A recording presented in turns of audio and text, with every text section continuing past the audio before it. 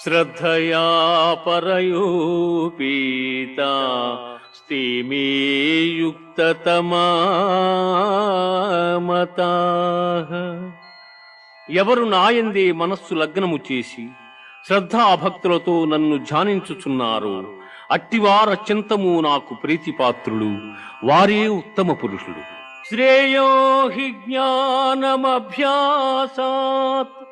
జ్ఞానాధ్యానం విశిష్యతే ధ్యానాత్ కర్మ ఫలత్యాగః త్యాగాత్ శాంతిరనంతరం.